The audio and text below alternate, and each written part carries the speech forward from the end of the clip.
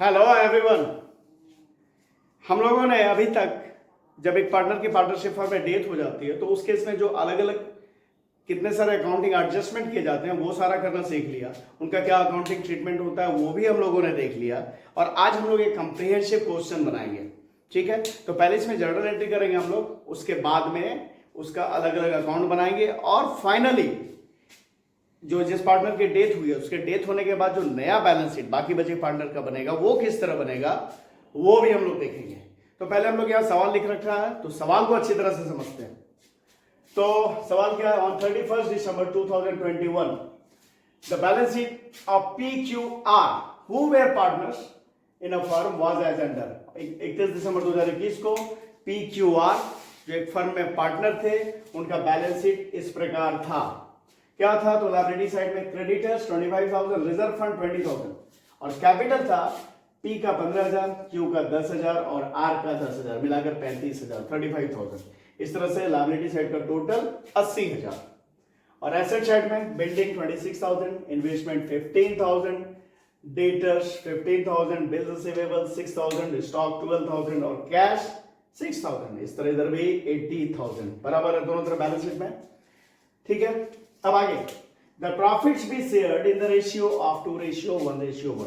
उन तीनों के बीच में P, Q और R के बीच में प्रॉफिट जो बढ़ता था वो बढ़ता था 2:1:1 में। ठीक है, in the event of death of partner his executor will be entitled to. जब अगर किसी पार्टनर की मौत हो जाती है तो उसके एग्जीक्यूटर उसके उत्तराधिकारी को क्या चीज का अधिकार होगा? तो ये सारा है क्या है? सबसे पहले capital as per balance sheet, जो भी उसका बैलेंस शीट में कैपिटल होगा वो उससे पाने को अधिकारी होगा। दूसरा his proportion of reserve as per balance sheet, जो भी बैलेंस शीट में रिजर्व है उसमें उसका जो हिस्सा बनेगा उसे वो पाने का अधिकारी होगा। और आगे his proportion of profit to the date of death based on average profit of last 3 years plus 10%। और उसे जिस डेट को उसकी डेथ हुई है तब तक के प्रॉफिट में हिस्सा, और वो हिस्सा किस तरह से मिलेगा? तो पिछले 3 साल के एवरेज प्रॉफिट प्लस 10%, जो भी आएगा अमाउंट उसमें उसका हिस्सा उसे मिलना है। ठीक है, उसके बाद में by way of goodwill his proportion of the total profit for last 3 years, और उसे गुडविल के रूप में उसे जितना भी पिछले 3 साल के प्रॉफिट में जो भी हिस्सा मिला है उसके बराबर गुडविल उसे मिलेगा। ठीक है, net profit of last 3 years। अच्छा, पिछले 3 साल का प्रॉफिट दिया हुआ है कितना? 2019 में 16,000, 2020 में 16,000 और 2021 में 15,400। ठीक, अब आगे है R died on 1 April 2022। R की मौत हो जाती है कब? 1 अप्रैल 2022 को। His drawings 5,000 to the date of his death, और जिस डेट तक में उसकी मृत्यु हुई है उसका ड्रॉइंग्स था 5,000 रुपए का, यानी पर्सनल यूज के लिए उसने 5,000 रुपए निकाले थे। Investment were sold at par. Investment जितने एट पार यानी जितने का था उतने में ही बेच दिया गया। इन्वेस्टमेंट को कितने में बेचा गया? 15,000 में बेचा गया, क्योंकि 15,000 का ही है। And rest amount was arranged by taking loan from bank to pay R's executors, और बाकी जो भी पैसे की जरूरत थी वो बैंक से लोन लेकर आर के एग्जीक्यूटर को पे किया गया। तो सबसे पहले हम लोग उसका प्रॉफिट में जो हिस्सा मिलना है उसका कैलकुलेशन कर लेते हैं, और उसे गुडविल कितना मिलना है उसका कैलकुलेशन कर लेते हैं। ठीक है, तो R share in profit till the date of his death. ठीक है, जिस डेट को मौत हुई तब तक में उसका प्रॉफिट में हिस्सा कितना होगा? तो भाई वो हिस्सा कैसे निकलना है? तो पिछले 3 साल का एवरेज प्रॉफिट प्लस 10% में उसका हिस्सा। तो एवरेज प्रॉफिट पहले निकाल लेते हैं। तो एवरेज प्रॉफिट बराबर कितना कितना है? 16,000 प्लस 16,000 प्लस 15,400 डिवाइडेड बाय 3। तो कितना आ जाएगा? 47,400। ये हो जाएगा 47,400 बाय 3 बराबर, अगर इसे डिवाइड करेंगे तो 15,000 15,800, ये एवरेज प्रॉफिट प्लस 10%, एड 10%, तो 15,800 का 10% करें तो होगा कितना 1580, मतलब हो गया कितना 80 8 5 13, 17,380 में उसे हिस्सा मिलना है ना। एवरेज प्रॉफिट 15,800 और बोला गया प्लस 10%, तो प्लस 10% किया उसका 15,800 का 10%, 1580, इन दोनों को जोड़ा तो कितना 17,380। अब इसमें उसका हिस्सा, ठीक है, तो इसमें उसका हिस्सा निकालने से पहले ये निकालना पड़ेगा कि कितने मंथ के लिए, तो पूरे साल का प्रॉफिट हुआ, कितने मंथ के लिए, तो भाई कब कब उसकी मौत हुई है, तो अप्रैल में हुई है, तो साल खत्म हो रहा है, ईयर एंडिंग कब है, कैलेंडर ईयर है, दिसंबर में खत्म हो रहा है, तो जनवरी फरवरी मार्च 3 महीने के लिए। तो अब निकालेंगे 3 months profit,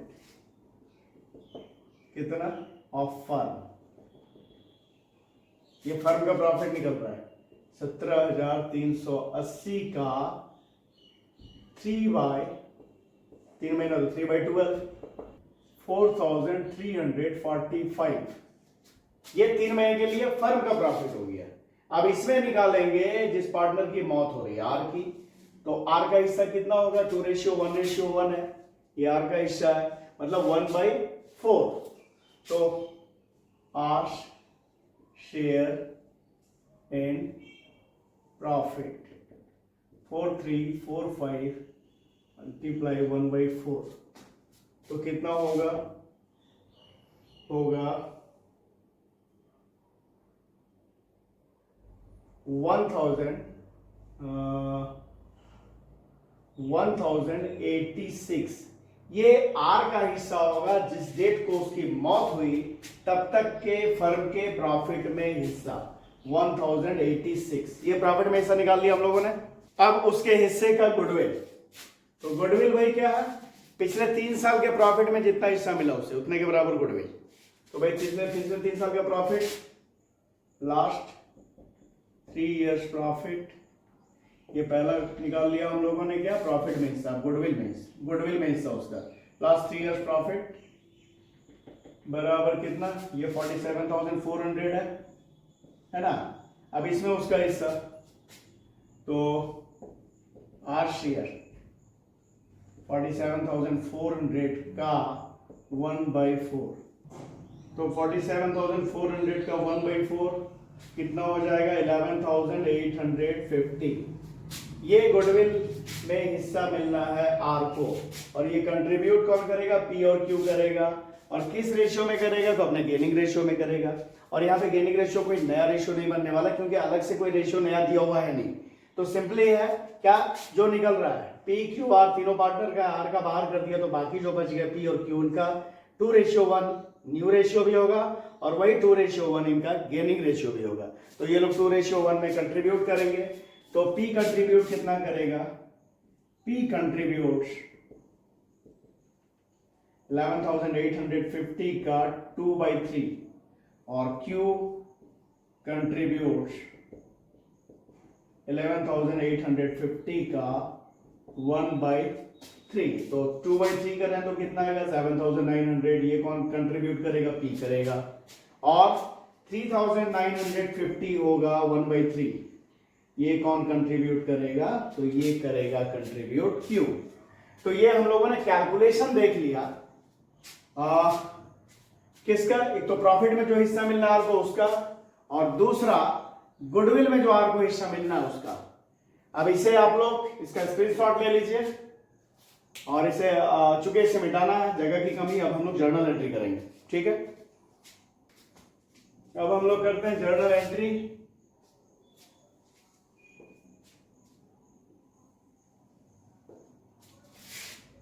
date, particular, ledger folio number और अमाउंट के कॉलम, है ना। Date, particular, ledger folio number और अमाउंट का ये column, debit column, credit column, सबसे पहले जो बैलेंस शीट के अंदर जो बढ़ने वाला आइटम है रिजर्व फंड, उसे बांट दिया जाएगा तीनों पार्टनर में उनके प्रॉफिट शेयरिंग रेशियो 2:1:1 में।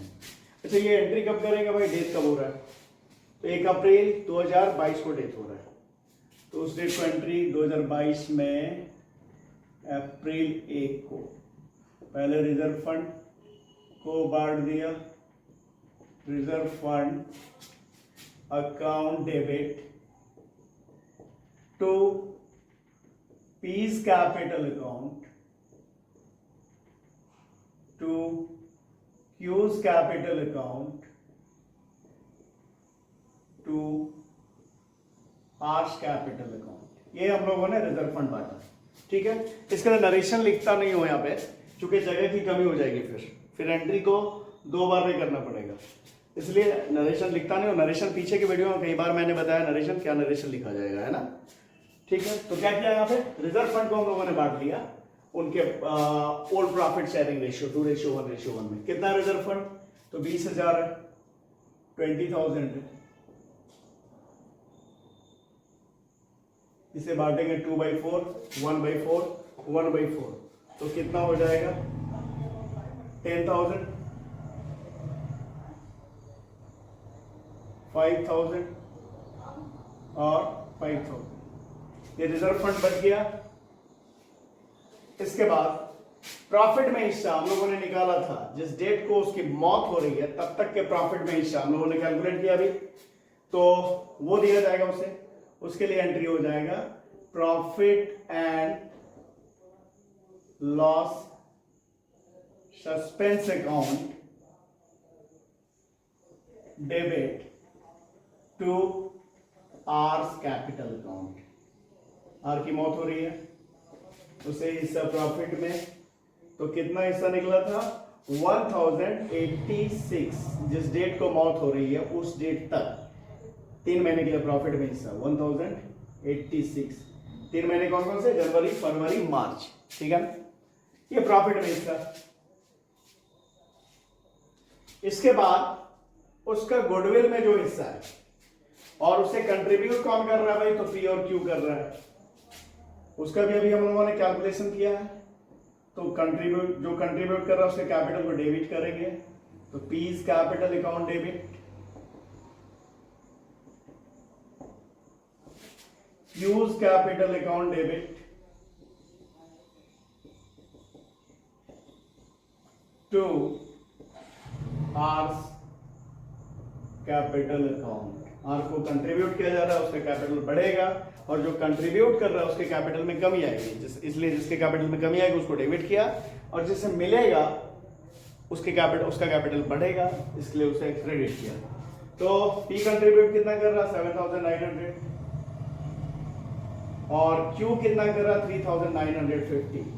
इस तरह से आर को मिल गया गुडविल में हिस्सा 11,850। तो ये जो गुडविल 11,850 है, ये इन लोगों ने किस तरह कंट्रीब्यूट किया, तो अपने गेनिंग रेशियो में। गेनिंग रेशियो क्या था 2:1, तो ये गुडविल में हिस्सा हो गया। इसके बाद में आर ने जिस डेट को डेथ हुई है तब तक मैं ड्राइंग्स भी किया है, पर्सनली उसके लिए पैसा निकाला है, तो उसके लिए क्या होगा, R's capital account debit to cash account, कितना, तो 5,000 ये निकाला है उसने। उसके बाद में अब क्या करते हैं, आर का फाइनल बैलेंस निकालते हैं। जो भी उसका बैलेंस निकलेगा उसे उसके एग्जीक्यूटर के अकाउंट में ट्रांसफर कर दिया जाएगा, और फिर हम लोग पेमेंट करेंगे, ठीक है। तो यहां पे हम लोग देख लेते हैं कैसे उसका हिसाब निकल जाएगा। तो उसका जो कैपिटल है बैलेंस शीट में, आर का कैपिटल कितना है 10,000, तो यहां पे कर लेते हैं, फिर इसे मिटा देंगे। आर का कैपिटल है 10,000, और देखते हैं एंट्री में कहां वो क्रेडिट हुआ है, वो इसके कैपिटल के साथ जोड़ लेंगे, और एंट्री में जहां वो डेबिट हुआ है उसे इससे घटा देंगे। तो आर का कैपिटल यहां क्रेडिट हुआ है कितना 5,000, क्या रिजर्व में हिस्सा से 5,000। और फिर प्रॉफिट में हिस्सा जो उसे मिला पीएल सस्पेंस कितना 1086, और क्या मिला उसे गुडविल में हिस्सा मिला, यहां भी वो क्रेडिट हो रहा है, तो गुडविल वाला अमाउंट कितना 11,850, ठीक है, इतना उसे मिला है। और वो जो ड्राइंग्स किया है 5,000 का, यहाँ पे ये डेबिट हो रहा है, इसे अलग रखते हैं, ठीक है। अब इसे जोड़ लेते हैं, तो कितना हो गया 36, 9 और 2 5 7, 27,936 ये क्रेडिट हुआ है, जबकि डेबिट कितना हुआ है 5,000, ठीक है ना। तो इससे ये घटा देते हैं 27,936 माइनस 5,000, तो कितना हो गया, इसका हो गया 22,936। ये अमाउंट उसके एग्जीक्यूटर को मिलेगा। समझ में आ गया? इसे मिटाते हैं और एंट्री करते हैं लोग। समझ में आ गया ये आपको क्या हुआ? कैपिटल के साथ वो जहां जहां एंट्री में क्रेडिट हुआ उसे जोड़ लिया, इस तरह से उसका टोटल बैलेंस निकला। इसमें से जो जहां पे वो डेबिट हुआ है वो अमाउंट डिडक्ट कर दिया गया, तो फाइनल बैलेंस निकल गया आर का कि उसे कितना दिया जाना है जो उसके एग्जीक्यूटर के अकाउंट में ट्रांसफर होगा, तो 22,936।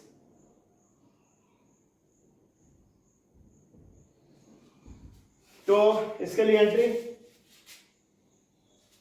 क्या करेंगे भाई? तो R's capital account debit to R's executors account कितना था 22,936। ये अमाउंट है जो कि आर के उत्तराधिकारी को दिया जाना है। अच्छा, सवाल में लिखा हुआ है कि इन्वेस्टमेंट को बेच दिया गया 15,000 में, है ना। इन्वेस्टमेंट को बेच दिया गया 15,000 में, और अच्छा एक बात यहां, हाँ ठीक है, बेच दिया गया 15,000 में, और जो भी जरूरत बाकी पड़ी उसके लिए क्या किया गया, बाकी अमाउंट का बैंक से लोन लिया गया। तो कितना बैंक से लोन लेने का जरूरत पड़ा ये समझते हैं। तो कैश का बैलेंस कितना था बैलेंस शीट में 6,000, कैश का बैलेंस 6,000, ठीक है। और इन्वेस्टमेंट को बेचकर पैसा आया कितना 15,000, इन्वेस्टमेंट का आया 15,000। इस तरह से पैसा आ रहा है 21,000 रुपए, 21,000, मतलब पैसा आ रहा नहीं, 6,000 पहले से था और इन्वेस्टमेंट को बेचकर 15,000, तो अवेलेबल है कैश हमारे पास 21,000। और इसमें से आर का ड्रॉइंग्स है, वो पैसा निकालता भी है पर्सनल यूज के लिए, तो ये पैसा घटेगा। आर्स ड्रॉइंग्स कितना 5,000, तो बच कितना रहा है, बच रहा है 16,000 रुपए, 16,000। ये अमाउंट अवेलेबल है, तो बाकी पैसा क्या करना होगा, लोन लेना पड़ेगा। तो लोन लेना कितना पड़ेगा, हमें देना है उसे 22,936। अवेलेबल अमाउंट है हमारे पास 16,000, तो 16,000 को घटा के देखते हैं तो 6,936 रुपए हमें लोन लेना पड़ेगा, ठीक है।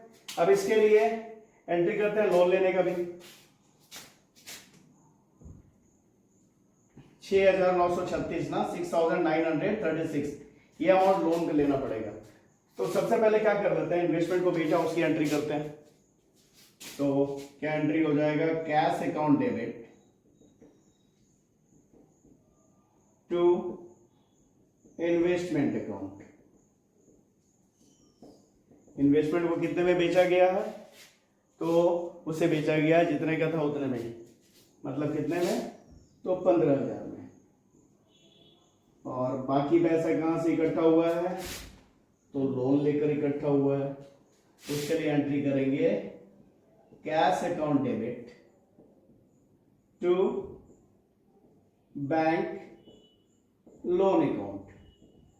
कितना निकाला था कि कितने की जरूरत पड़ेगी लोन की, तो 6,936 की, उसका एंट्री कर लेंगे लोग 6,936, और इस तरह से पैसा हमारे पास अवेलेबल हो गया।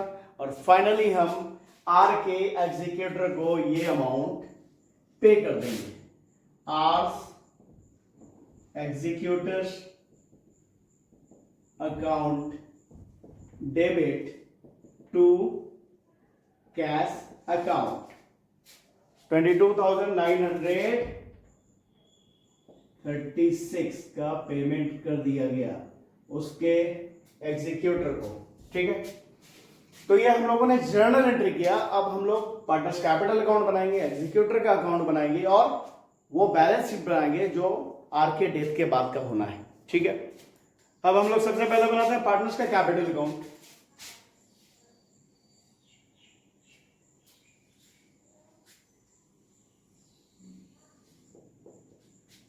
कितने पार्टनर हैं? तो 3, पी, क्यू और आर।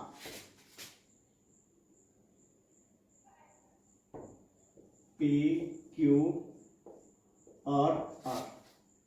ठीक है,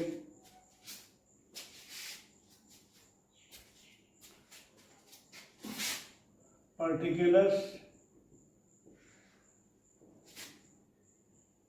अमाउंट पर्टिकुलर और अमाउंट का ये 3 कॉलम। कौन कौन? तो पी, क्यू और आर। पी, क्यू और आर। ठीक है, सबसे पहले जो उनका बैलेंस है कैपिटल का उसे दिखा देना है क्रेडिट में बाय बैलेंस बीडी। 15,000, 10,000 और 10,000। पी का 15,000, क्यू का 10,000 और आर का भी 10,000। ठीक है, ये दिखा दिया। अब जो रिजर्व में हिस्सा मिला है उसे क्या है? पार्टनर्स कैपिटल में। जिससे पार्टनर का कैपिटल बढ़ रहा है उसे क्रेडिट में, और जिससे पार्टनर के कैपिटल में कमी आ रही है उसे डेबिट में, है ना। तो रिजर्व फंड बढ़ेगा, इससे कैपिटल बढ़ेगा ही। तो बाय रिजर्व फंड कितना था? 20,000। 20,000 को 2:1:1 में बांटा था तो कितना हुआ था? 10,000, 5,000 और 5,000। 10,000, 5,000 और 5,000। ठीक है, ये रिजर्व फंड बढ़ा था। उसके बाद में जो रिटायर और डिसीज पार्टनर जिसकी मौत हुई उसका जो प्रॉफिट में हिस्सा वो कैलकुलेट किया था हम लोगों ने। वो क्या लिखेंगे? PL suspense account. उसे कितना किसे मिलेगा? सिर्फ आर को मिलेगा जिस पार्टनर की मौत हुई है। कितना था? 1086। और उस पार्टनर को गुडविल में हिस्सा कितना? 11,850, जिसे पी और क्यू ने कंट्रीब्यूट किया अपने गेनिंग रेशियो में। तो पीज कैपिटल अकाउंट, पी ने कितना कंट्रीब्यूट किया था? तो किया था 7,900। और बाय क्यूज कैपिटल, क्यू ने कितना कंट्रीब्यूट किया था? तो 3,950। इस तरह से गुडविल में हिस्सा। अब ये मिला आर को तो उसका कैपिटल बढ़ा इसलिए क्रेडिट में, और जो दे रहा है, जो कंट्रीब्यूट कर रहा है उसके कैपिटल में कमी आएगी इसलिए डेबिट में। क्या लिखेंगे? 2 आर्स कैपिटल अकाउंट। पी कितना दे रहा है? 7,900। और क्यू कितना दे रहा है? तो 3,950। अच्छा, और आर का ड्राइंग्स है उसे भी दिखाएंगे यहां पे। 2 कैश अकाउंट, क्या? ड्राइंग्स। आर ने ड्राइंग्स किया था जिस डेट को मौत हुई तब तक में कितना ड्राइंग्स किया था? 5,000 का। इतना जो भी अमाउंट निकलेगा, बैलेंस निकलेगा, उसको उससे इसमें से घटाया जाएगा। तो अब हम लोग बैलेंस करते हैं। ठीक, तो इसका टोटल करें तो 25,000, 15,000 और इसका होगा 27,936, 27,936। और इस तरफ 25,000, 15,000 और 27,936। अब जो आर का जो भी बैलेंस है कैपिटल का जो बैलेंस सब बच रहा है वो क्या होगा, उसके एग्जीक्यूटर के अकाउंट में ट्रांसफर कर दिया जाएगा to R's executors account.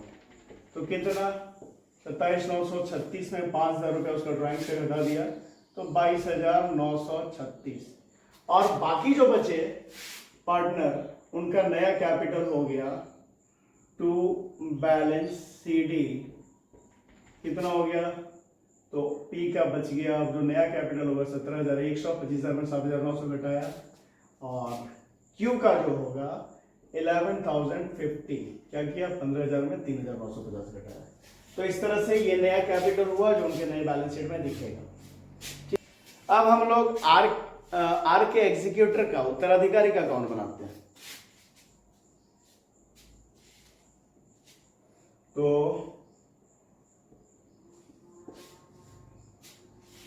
Are के एग्जीक्यूटर का अकाउंट, आर एग्जीक्यूटर्स अकाउंट,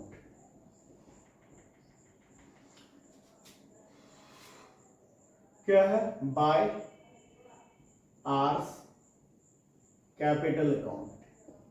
कितना बैलेंस आया, 22,936, ठीक है, और इससे पेमेंट कर दिया गया 22,936, इससे पेमेंट किया गया तो टू कैश अकाउंट 22,936। अगर पेमेंट नहीं किया जाता तो इसका जो भी बैलेंस था वो बैलेंस शीट में, नए बैलेंस शीट में दिखता R's executors loan account, liability side में दिखता, और उसका फिर पेमेंट किया जाता बाद में, लेकिन यहां पे तुरंत पेमेंट कर दिया गया। तो अब आर के एग्जीक्यूटर का कोई भी बाकी बकाया नहीं रहा। और इसके बाद हम लोग एक कैश अकाउंट बनाकर देख लेते हैं कैश कैसे कैसे आया और कैसे कैसे गया। उसके बाद फाइनली हम लोग बैलेंस शीट बनाएंगे, ठीक है। थोड़ा और ऊपर से लेते हैं, जगह की कमी है,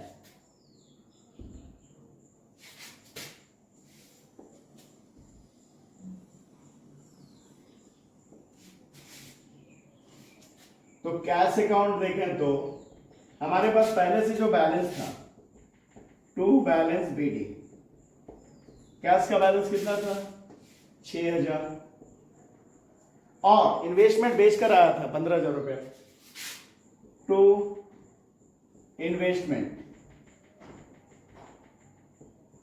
कितना आया था 15,000, और इसके अलावा बैंक से लोन लिया था कितना, तो टू बैंक लोन, कितना लिया था लोन हम लोगों ने 6,936, 6,936 ये लोन लिया था, ठीक है ना। ये जो कि नए बैलेंस शीट में भी दिखेगा बैंक लोन।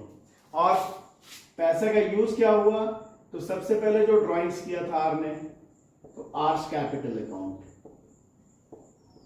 कितना था 5,000, अब इसे कर लेते हैं यहाँ पे 27,936, ठीक है। हाँ 936, तो पैसे का यूज क्या बताया, पैसा क्या बैलेंस शीट में हमारा था ऑलरेडी अवेलेबल कैश था हमारा 6,000, इन्वेस्टमेंट बेच कर आया था 15,000, और बैंक लोन था, बैंक से लोन लिया था नेसेसरी अमाउंट आर के एग्जीक्यूटर को पे करने के लिए 6,936, और इसका यूज क्या हुआ, तो एक तो आर का ड्राइंग्स था उसने पैसा निकाला था, और दूसरा फाइनल जो पेमेंट किया गया आर के एग्जीक्यूटर को, आर एग्जीक्यूटर्स अकाउंट, कितना पे किया गया 22,936, ये हो गया। अब हम लोग आर के रिटायरमेंट के बाद जो बैलेंस शीट बनेगा वो बनाते हैं, सॉरी आर के डेथ के बाद, रिटायरमेंट के बाद नहीं, यहाँ पार्टनर की मौत हो रही है ना, तो आर के डेथ के बाद जो बैलेंस शीट बनेगा वो हम लोग बनाते हैं।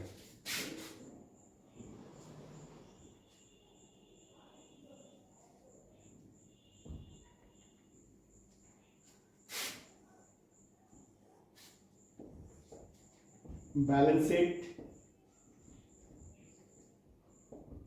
Liability side, amount, asset side, amount.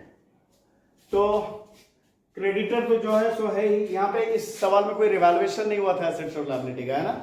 तो जो वैल्यू है एसेट और लायबिलिटी का उसे उसी वैल्यू में दिखाना है, तो क्रेडिटर्स कितना 25,000। उसके बाद में रिजर्व फंड तो बढ़ गया, खत्म हो गया। हाँ, बैंक लोन है, बैंक से लोन लिया था ना आर के एग्जीक्यूटिव को पे करने के लिए, जो पैसा घट रहा था, कितना 6,936। और अब पार्टनर कौन कौन बचे, तो पी और क्यू बचा, तो उसका कैपिटल दिखाते हैं। तो कैपिटल पी का और क्यू का, तो पी का कैपिटल कितना 70,100 और क्यू का कितना 11,050। तो इसे जोड़ लें तो कितना हो गया 28,150। 28,150 इसे टोटल करेंगे तो कितना होगा 6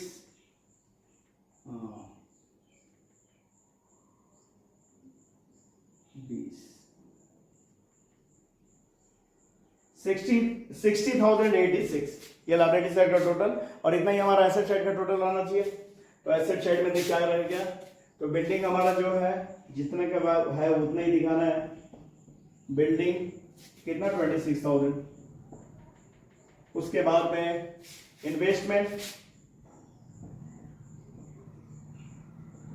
सॉरी इन्वेस्टमेंट तो बिक गया है, बेच दिया गया है, तो इन्वेस्टमेंट को नहीं दिखाएंगे। डेटर्स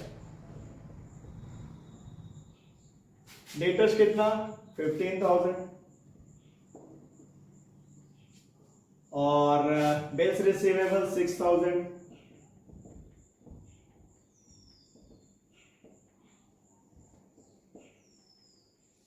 उसके बाद में स्टॉक 12,000